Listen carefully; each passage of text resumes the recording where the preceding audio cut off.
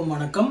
மதுரை மாவட்ட தலைமை விஜய் ரசிகர்கள் சார்பாக தமிழக வெற்றி கழகத்திலிருந்து கிட்டத்தட்ட ஜூன் 9ஆம் தேதியிலிருந்து 150 நாட்களுக்கு தொடர்ந்து விலையில்லா உணவகம் வழங்கிட்டு இருந்திருக்காங்க. பொதுமக்கள், குழந்தைகள், ஏழை எளியவர்களுக்கெல்லாம் கொடுத்துக்கிட்டு இருக்காங்க.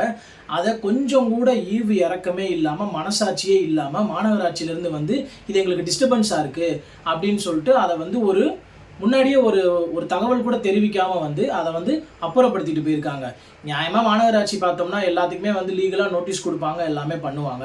ஆனால் இந்த மாதிரி தமிழக வெற்றி கழகம் சார்ந்த ஒவ்வொரு செயல்களுக்கு மட்டும் ஏன் மாநகராட்சியும் சரி, அரசும் சரி, ஏன் இப்படி எல்லா விஷயத்துலையுமே இப்படி ஒருதலை பட்சமாகவே நடந்துட்டு இருக்காங்கங்கிறது சுத்தமாக புரியல. டேய், நீங்கள் எதை வேணா பண்ணுங்கடா, ஒரு ஏழை மக்கள் சாப்பிட்ற அந்த சாப்பாட்டில் உங்களுக்கு என்னடா வந்துச்சுன்னு சொல்லிட்டு இப்படி பண்ணிக்கிட்டு இருக்கீங்க.